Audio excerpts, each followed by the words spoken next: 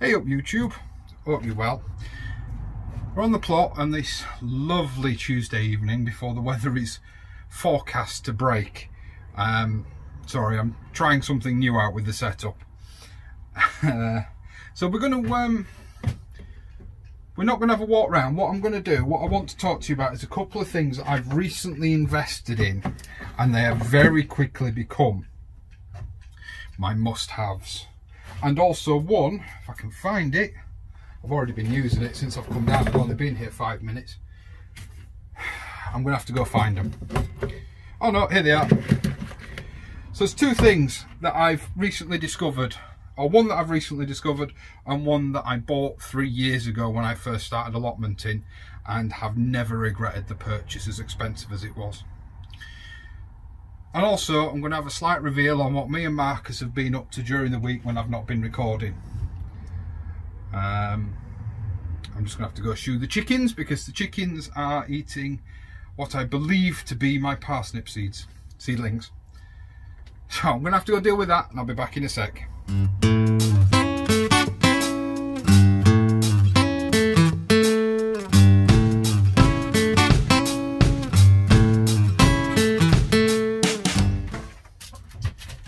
Oh, Flappy's decided to come in here.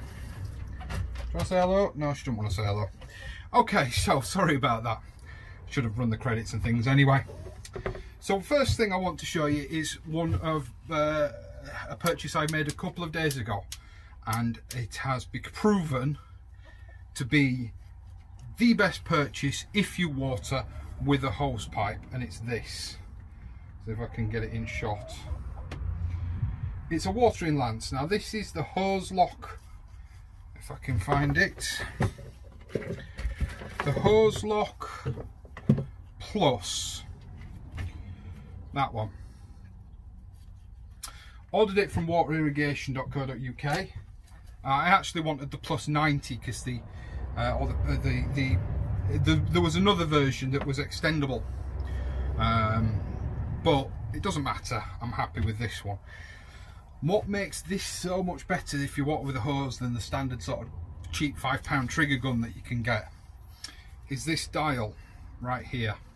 What this dial does is it controls the flow of the water. So if, like me at home, you've got a really powerful sort of outside tap, it means that if you were to use your hose pipe with a normal trigger gun, normally that comes out full force and you end up washing all your compost out. What this enables you to do is to turn that flow down on the fly. So if you've got something that's delicate, you can turn it right down, you get under it, you can water, and then if you've got something like something that's a bit stronger, a tree or a shrub or something, you can turn it back up and away you go again. You've got a cluster of different settings. I'm not going to go through them all. It's just a bit of advice really. This I think I paid about £19 for this, and it has proven to be worth every penny. Now then, you thought that was expensive for a hose attachment. How about a pair of secateurs? Now if you time this right, you can actually get quite a good price on these. But these are my Felco Model 2s that I've had for 3 years. They cost me, if I remember rightly, about £40. But that was 3 years I've been using these on this allotment and on the other allotment and on the garden at home. And I tell you what, if you look after these, I'll be handing them down to Charlotte, this very pair. They're amazing, they really are amazing. One of the main things that attracts me is I like a tool that I can service.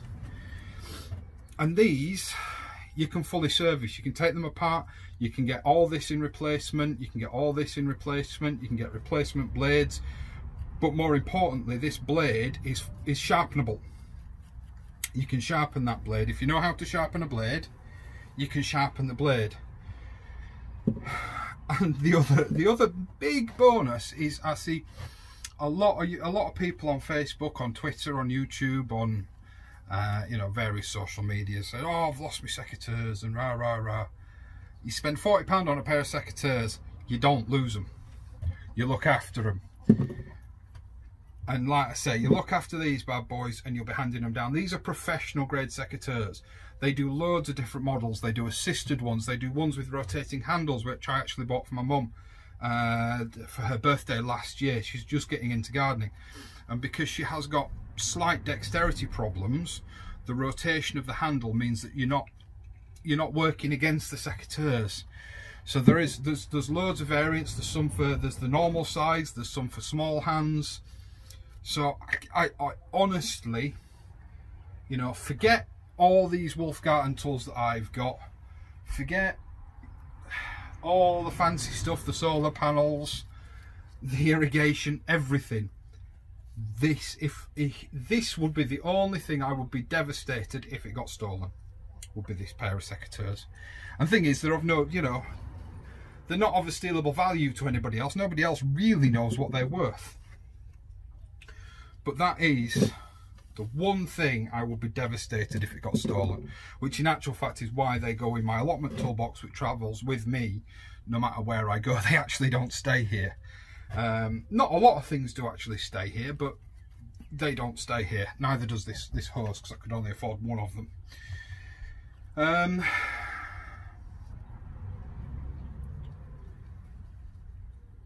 But yeah, what I'm also going to do, actually, one more product, and I've spoken about this so many times, and it's this book, Allotment Month by Month. The single best book for a new allotment holder you can possibly get. Now, if you go back, I'll try and put it in an info card, but if you go back over my videos, I have a full review of this. But what I'm just going to do, just because I can, is we're just heading into June, so I'm going to read you some of the stuff that it says for June, and we're going to class it as sort of a jobs to do in June video. Now, June obviously is quite a large section because there's a lot going on in June, but you know, the layout of the book is phenomenal. It really is phenomenal. I can't recommend it enough. Some beautiful pictures. So I'm just going to read just this paragraph. June is a key month and something of a watershed. It signals the midpoint of the year, the end of spring and the beginning of summer. As such, while it may be your last chance to sow seeds of runner beans or main crop carrots and peas, it is likely to mark your first opportunity to harvest crops such as new potatoes, beetroot, onions, strawberries, cherries and gooseberries. The longest day of the year is on the 21st of June. So as the month progresses, your plants will be receiving increasingly more hours of sunlight. The temperatures should be steadily rising. You'd be very unlucky to suffer a frost as late as this. Unfortunately, insects, birds, slugs, snails and other pests are on the attack too. You need to be tirelessly vigilant to keep them down to manageable levels. Great opening paragraph. Temperatures steadily rising, that's definitely true, although not according to the weather forecast for the next week. But I think it's a great book, and it's written so well for new allotment holders that it is one of the best books out there. That and a diary, a good pair of secateurs and a fork and a spade is all you need to get started on a plot. Forget all the fancy stuff that everybody else out there on the other plots that have been doing it for 4, 5, 6 years. Forget what they've got. Don't be jealous. You will get it over time. Beg, borrow, don't steal what you need to get by. So if you decide you want to rotivate, there will always be somebody happy to lend you a rotavator. If not, it is something you can rent. Don't go out and blow £500 on a rotavator when you're a new allotment holder. Please don't, because there's no saying in 12 months time that you're still going to have that allotment bug. But If you do get that allotment bug and 5 years down the line you want to buy yourself a £500 rotavator, I think at that point it's a sound investment, although not everybody agrees with rotavating. So without further ado, let's say I'm not going to do a plot tour. What I am going to do is I'm going to pick you up, give you a quick sneak peek at what Marcus and I have been doing and what we've been mocking up out there. We may, depending on how the weather pans out, I might be at Marcus's plot for next Sunday's video. It just depends entirely on the weather, because he wants me to go down and help him on his rotavating and turning over and things like that. So yeah, today you will see a bit of the plot, because I'm going to record a bit of planting out. I want to find some home for some squash.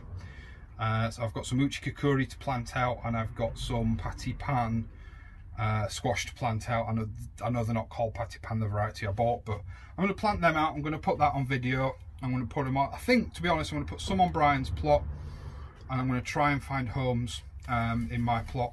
I'm going to make sure they've got plenty of water, make sure the seedlings are happy, because in actual fact the plan for those plants was and still is to go in when the onions come out, or the onions and garlic, because that book actually mentions the 21st being the longest day.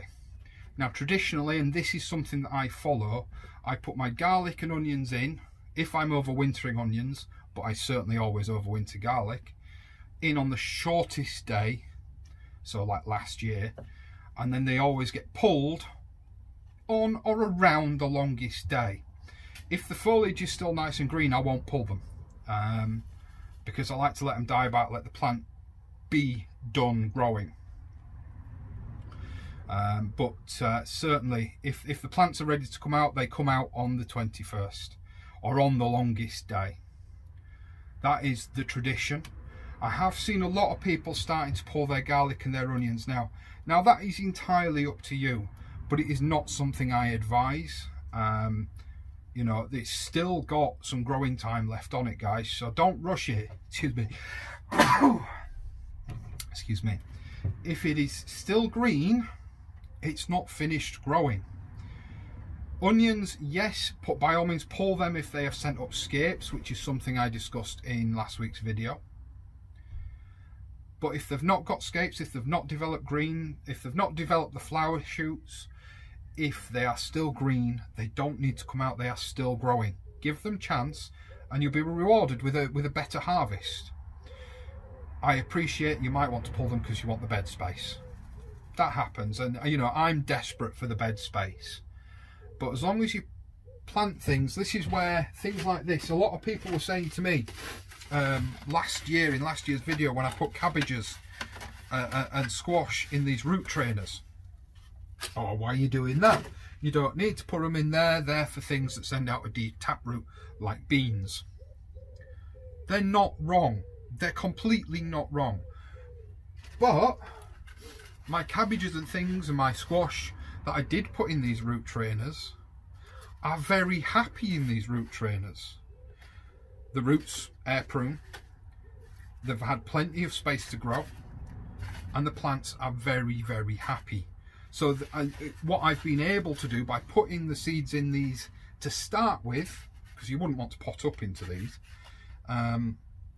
is I've prolonged the seedling. I've made it so the seedling is happier for longer. It's not, you know, I've not lost all my seedlings because I'm having to pot them up from, you've seen me use them 100 times before, these little modules, and then having to pot them up again into these, and then again into something larger, and so on and so forth. I've not had to do any of that, and I will take you down and I'll show you my seed bench now, and you'll see exactly what I mean. In fact, I'll tell you what, let's go right now. There's a little sneak peek of what Marcus and I have been sorting out. That scaffold pole, believe it or believe it not, I'm 6 foot, so are we in frame? Yeah, I'm 6'2". That scaffold pole comes up to there. That scaffold pole was about 10 foot long. That's how much we've hammered that scaffold pole in. Now I'm going to cut some off, but you know, it's just a bit of a sneak preview. I'm not really going to go into it any further than that. Ooh, camera's dropping. So this is my seed bed. Now you can see we've got celeries, we've got the chilies that were spare. None of them are labelled now, so I don't know what any of them are. Apart from that one, that's a sweet pepper. Actually, I might need to get that one given away, otherwise it's going to go to waste. You see my cucumbers getting ready. My cucumber, I need to find a home for that today. These are the squash which I was talking about. You see they're really happy plants. These ones at the back here, the bigger ones, are the uchikakuri winter squash. The ones at the front here are the patty pan, or the what do they call them? Sunburst. Got my red cabbages which are potted up. Brussels sprouts. Down here, look. Some more chilies, some more stray chilies. I need to know, these are everywhere at the moment, these red and black butterflies. Nothing seems to be getting eaten in here, but it'd be handy to know what they are if you know in the comments below. I mean, the polytunnel, I don't know if you're going to be able to see that one because of the sun. There's loads of them, but nothing seems to be getting eaten, so let me know in the comments below if you know what they are, whether they're a pest and I really should be hunting for the eggs and the caterpillars, but nothing's showing any sign of any damage, so I really don't know.